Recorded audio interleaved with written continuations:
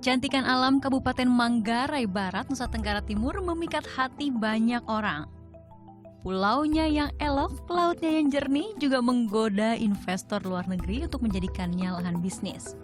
Pariwisata berkembang pesat di sini. Kekayaan alam ini dilindungi undang-undang. Namun kecantikannya juga kerap membuat undang-undang dilanggar.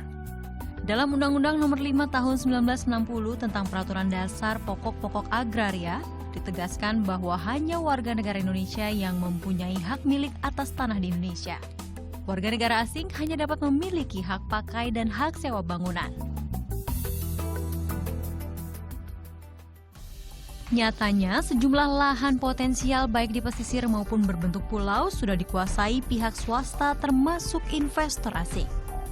Bahkan di dunia maya dapat ditemukan iklan penjualan sejumlah pulau di Manggarai Barat. Seperti penjualan Pulau Punggu.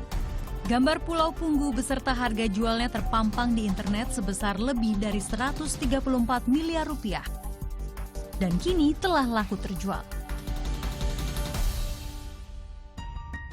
Ada 264 pulau di Manggarai Barat, namun yang berpenghuni hanya 19 pulau. Sejumlah pulau disewakan kepada investor asing secara legal untuk dikelola menjadi kawasan wisata, seperti Pulau Bidadari, Kanawa, dan Sebayur. Di ketiga pulau ini berdiri penginapan. Investor juga hadir di Pulau Sebayur, seperti Stefano Piazza, investor asal Italia. Ia dan beberapa rekannya membangun dan mengelola resort di Pulau Sebayur. Stefano yang menjadi pemandu wisata di Manggarai Barat sejak 1998, awalnya tidak berniat berinvestasi. Tanah ini tapi punya orang pribadi, orang mantan kepala desa Pulau Mesa. Berarti kami bikin akta sewa menyewa di depan notaris dengan dia selama 25 tahun. Setelah itu dengan pemerintah daerah, dengan Pemda, kita urus semua izin-izin lengkap sampai itu sekitar 6-7 bulan kerja urus semua izin-izin dengan pemerintah. Walau investor nyatakan lahan yang mereka kelola sesuai dengan aturan, masyarakat setempat membenarkan adanya praktik penjualan lahan baik di pesisir maupun pulau pada investor asing. Jual beli pulau itu sebetulnya dikemas dalam jual beli lahan di pulau.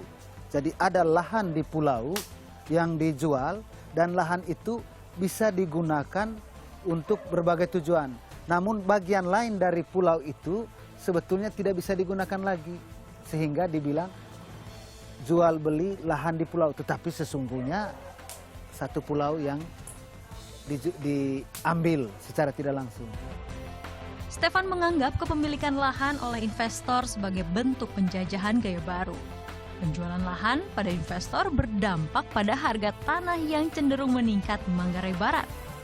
Dalam jangka panjang, masyarakat lokal tidak akan mampu membeli tanah di negerinya sendiri dan akan tergusur. Ada berbagai cara yang dilakukan investor untuk menguasai lahan di pulau maupun daratan Manggarai Barat. Investor asing bisa mendapatkan hak milik sebuah tanah dengan memanfaatkan jasa warga negara Indonesia, WNI, dalam menandatangani sertifikat ataupun dokumen, tentu saja dengan imbalan tertentu. Di samping itu, menikahi WNI dapat dijadikan modus untuk mendapatkan hak milik tanah. Biasanya ada broker atau perantara penjualan tanah yang menawarkan lahan kepada investor. Broker tanah ini bisa merupakan orang asing yang tinggal di Manggarai Barat maupun masyarakat lokal sendiri. Termasuk seorang pemandu wisata yang kerap menawarkan tanah kepada orang asing yang tertarik berinvestasi. Kita berikan informasi. Kebetulan ada saudara atau keluarga yang mau offer tanah, mau jual, kita informasikan bahwa ada orang atau ada keluarga yang mau jual tanahnya. Seperti tanahnya di arah Kawacecu banyak punya orang-orang lokal. Kita informasikan bahwa ada yang punya tanah mau jual dengan harga sekian.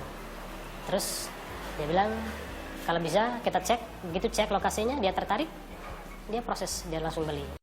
Di sisi lain, pemerintah Kabupaten Manggarai Barat mengaku belum mendapat laporan masyarakat terkait penguasaan lahan secara ilegal oleh investor. Selama ini, pemerintah Manggarai Barat memberi ruang pada investor untuk membuka usaha, asalkan memberi manfaat bagi daerah. Katakan misalnya ada satu perusahaan di Pulau Bidadari itu per tahun saja dia sumbangkan untuk daerah 1M lebih gitu. Itu artinya perusahaan-perusahaan ini pasti memberi tambah bagi daerah ini gitu.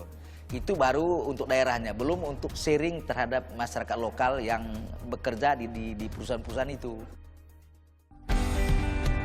Aturan dan pelaksanaannya di lapangan harus dibuat untuk memberikan manfaat sebesar-besarnya bagi masyarakat lokal, bukan menjadikan masyarakat terisolir di kampung halaman sendiri. Tim Liputan melaporkan untuk NET.